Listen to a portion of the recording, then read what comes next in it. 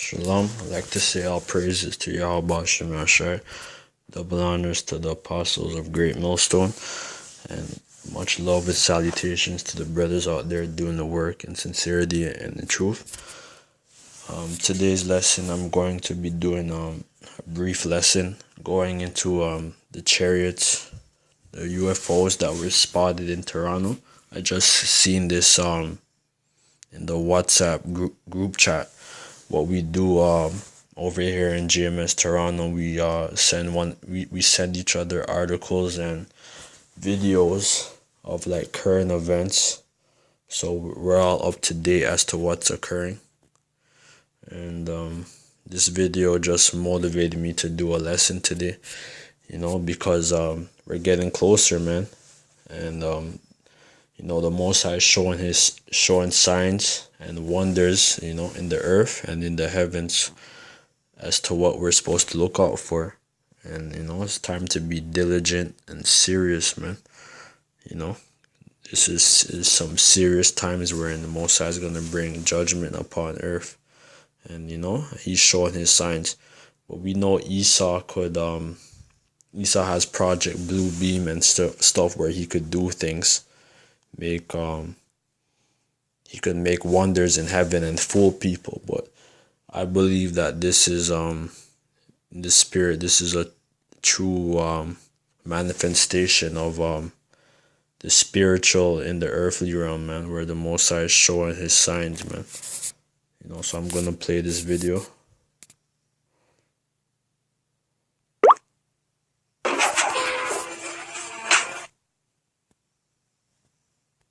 Crazy UFOs were seen flying in formation over Toronto. The alleged UFOs were seen in a figure 8, or DNA type of formation, blinking out every now and then, and the excitement of the witnesses could not be contained. What the? An air balloon? Bro, no. What balloon, bro? It's just a bunch of light. We might be getting attacked right now. It looks very friendly. Number 8! Bro, what is this UFO, yo?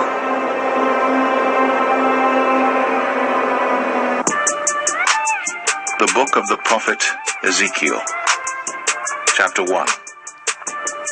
A whirlwind came out of the north, a great cloud, and a fire enfolding itself, and a brightness was about it, and out of the midst thereof, as the color of amber, out of the midst of the fire.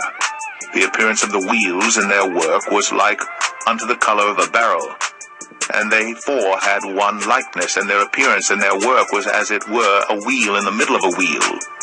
And I saw as the color of amber, as the appearance of fire round about within it, from the appearance of his loins even upward, and from the appearance of his loins even downward, I saw as it were the appearance of fire, and it had brightness round about. As the appearance of the bow that is in the cloud in the day of rain, so was the appearance of the brightness round about. This was the appearance of the likeness of the glory of the Lord. And when I saw it, I fell upon my face, and I heard a voice of one that spake. 2 Kings 2. And it came to pass, as they still went on and talked, that behold, there appeared a chariot of fire, and horses of fire, and parted them both asunder. And Elijah went up by a whirlwind into heaven. And Elisha saw it, and he cried, my father, the chariot of Israel, and the horsemen thereof. And he saw him no more. And he took hold of his own clothes, and rent them in 2 pieces. Psalm 68. The chariots of God are 20,000, even thousands of angels. The Lord is among them, as in Sinai, in the holy place. Isaiah 66. For behold, the Lord will come with fire, and with his chariots like a whirlwind, to render his anger with fury, and his rebuke with flames of fire. For by fire and by his sword will the Lord plead with all flesh, and the slain of the Lord shall be many.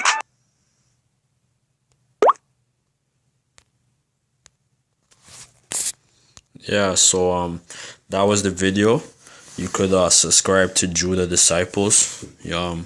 I just saw this video on his channel. I subscribed. He looks like he uploads some good videos, man.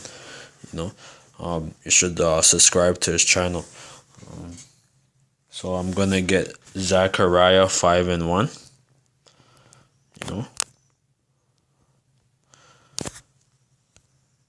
It's a luck, yo.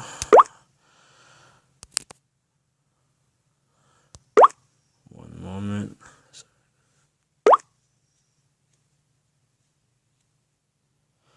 It's late, man. Just came in off my work. I'm just doing a lesson before I go to my bed.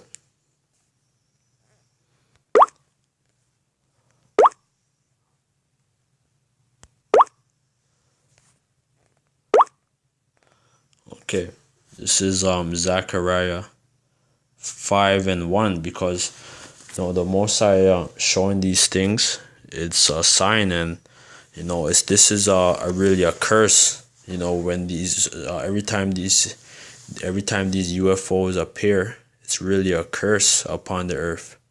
It's not like that represents destruction, man.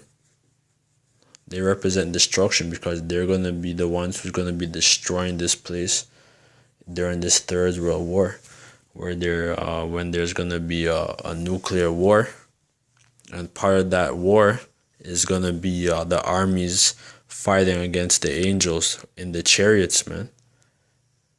Fighting against the army of the Lord. So let me read the scripture. Zechariah 5:1 says, "Then I turned and lifted up mine eyes, and I looked, and behold, a flying roll. And he said unto me, What seest thou? And I answered, I see a flying roll. The length thereof is 20 cubits, and the breadth thereof 10 cubits. So, then he said unto me, I believe a cubit is like roughly 18 inches, if I'm not mistaken. 1 cubit, 18 to, I believe, like 24 inches, within that range. So then he said unto me, This is the curse that goeth forth over the face of the whole earth. For everyone that stealeth shall be cut off, as one on this side according to it. And everyone that sweareth. So yeah, I said everyone that stealeth. How is this land begotten? How is America and Canada born? Through murder, robbery, rape, and bloodshed, of the Israelites, of the natives, the so-called blacks, so-called Hispanics. Our people were murdered. We had to labor. We had to labor against our will in servitude, to make this kingdom great. Being exploited of our, of our culture, of our resources, of our innovations, and many other things, man. Being exploited of being men, not being able to, not being barely able to provide for our families, just off of this whole economic structure of the society, man, with jobs and so on and all that shit. Our people's oppressed, and the angels, they were documenting every single thing every day, from the day you guys got it, from the day of time, man. The angels, they always been documenting things that's been going on the earth. So, they saw all that, man. The Most High had his men, taking notes of everything that befell his people, man. So now it's the time that the Most High is gonna execute judgment upon these people, man. And a lot of death and judgment's gonna be happening, man, because the angels is the ones who's gonna stir up that Third World War, man. Let me get Revelation 7. I want to make it a short lesson, but I want to make it brief. My phone's about to die. Just a make it a brief lesson. It says, and after these things, Revelation 7:1, and after these things I saw four angels standing on the four corners of the earth, holding the four winds of the earth, that the wind should not blow on the earth, nor on the sea, nor on any tree. Who are those four angels? Those are the four archangels, which I believe is Michael. Michael is the captain of the host, man, of the army of the Lord. Michael is the top angel, man, who's under Yahweh Shai. And then you have Gabriel, right, who appeared to Joseph and Mary. I believe he also appeared to Daniel, if I'm not mistaken. Uriel, all right, and then Raphael, angel Raphael, which he delivers up. He's in charge of delivering up our prayers. And you read in the Apocrypha, all right, about Raphael, all right. Those are the four top angels who's on the four corners of the earth holding back this destruction, man.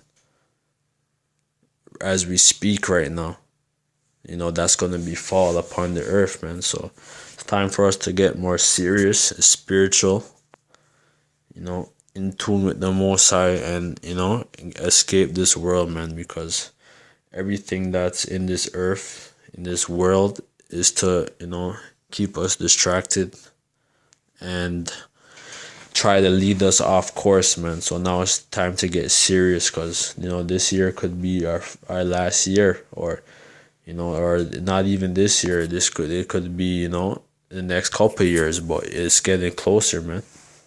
And we're supposed to hasten the coming. We're supposed to hasten the day.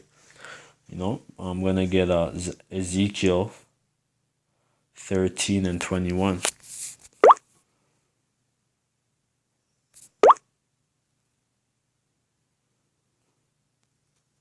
No, Exodus 13 and 21. Stuck here.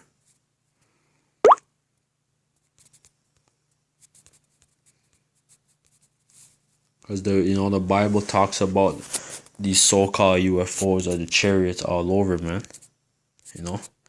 They're not UFOs to us. They're the chariots of God, to us. They're not no damn unidentified flying objects, man. We know what they are through the Spirit, and the white man knows who exactly who they are. There's a video of on YouTube where there's a old white man, old Edomite man, who saw let me see if I could find that. He said he saw angels. He said he saw I have to try to find the video, but basically he saw like men. He said I have to find the video, but he basically said in a roundabout way that that the person in the UFO was black or something. But let me just get that scripture. I'm gonna try to find that video right now, if possible. So it's been a while since I saw that video.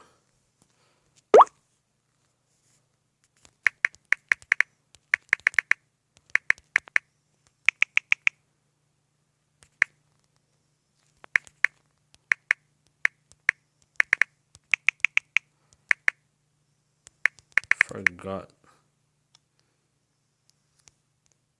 Yeah, this is 7-foot black people from outer space. That's the spirit of Yahweh. Okay, but if there are craft, there are beings. Okay, people have asked me about, I call them vehicles, okay? Right. Now, I did not call them objects. That was too neuter for me. Okay. I had a Stanford professor said you ought to call them objects. No. They have all of the qualities of a vehicle. Mm-hmm. They can move. They're just like a missile or anything like that. So that much we can say about them, for sure. Okay. So I'm calling it a vehicle. Okay. Okay, somebody comes along and says, well, now where would you manufacture one that's 2.5 Earth lengths long? And that's a hard question to answer. So are you not positing the idea that those vehicles contain, beings who are, maybe like us? Yeah, I only go along with government images. And if you want to know about people kind of thing, there is the ship that picked up the Voyager capsule at Alameda Naval Shipyard, and they have a picture there of I think it's the Apollo flight that Buzz and Neil were on. But anyway, there is one image there that shows black people getting off. So people with dark skin getting off. Not dark, black. Black skin. Really black. Yeah. Were they tall? Yes. Very tall? Yeah. How tall? Do you know? Well, they got out the doorway. I don't know how high that is, but Well, what? I'd say 7 feet would be probably a conservative estimate. Have you heard about Clark McClellan's statement about that? No. Oh, you haven't? No. Have you ever been in touch with him? No. No? There is one image there that shows black people getting off.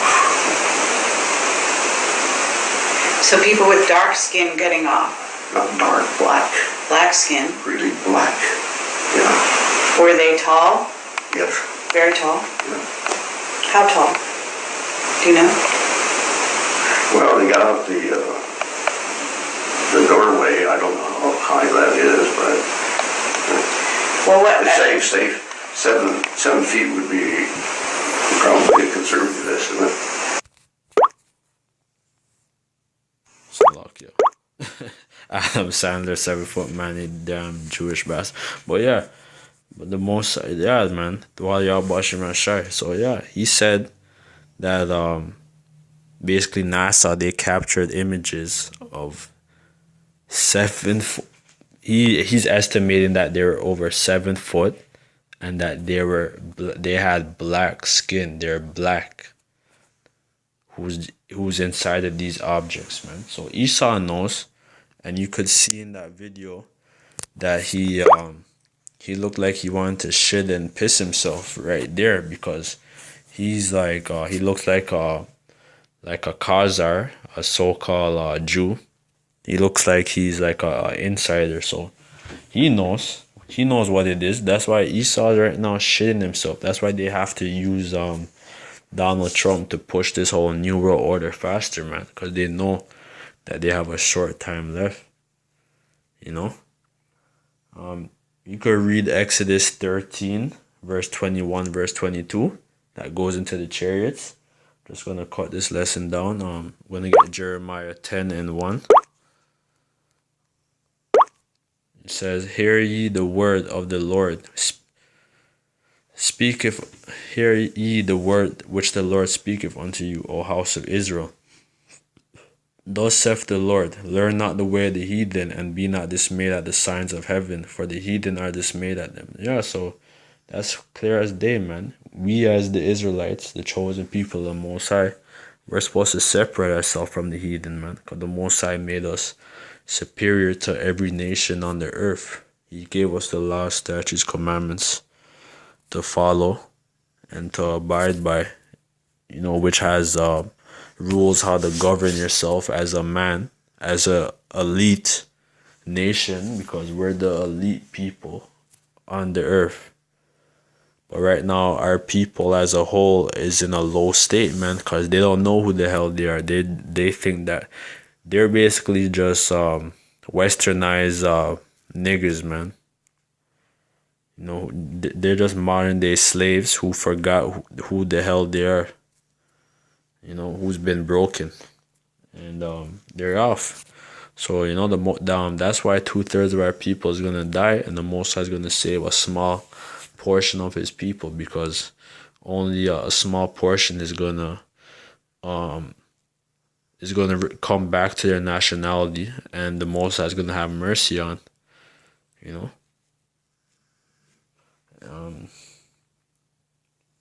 Last scripture is Obadiah 1:15, which this whole chapter condemns Esau, man. This is just one book, one chapter. This is the most powerful book in the Bible, I think, man. Just one book. One book, one chapter, straight to the point, and this has Esau's future, future, past, and present, man. You know. So Obadiah 1:15, for the day of the Lord is near upon all the heathen. As thou hast done, it shall be done unto thee. So our people were oppressed by Esau, by the Moabites, by the Japhites, by the Elamites, all right, by the Ishmaelites, by the Hamites. You know, all nations had a part of our destruction.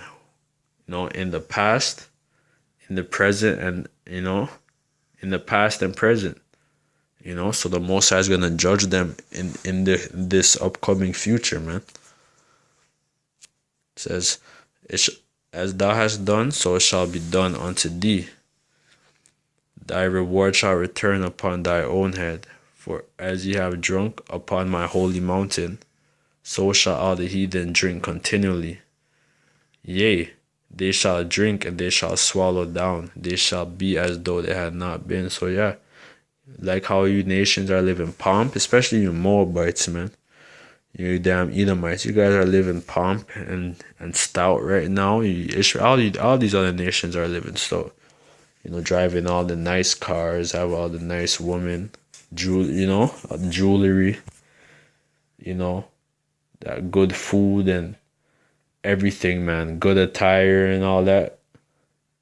Everything you guys have the best of, man. And then you give us the little crumbs in your little markets, you know, everything, you know, like we get the crumbs. Well, you know, the Most High is going to make you guys swallow down all that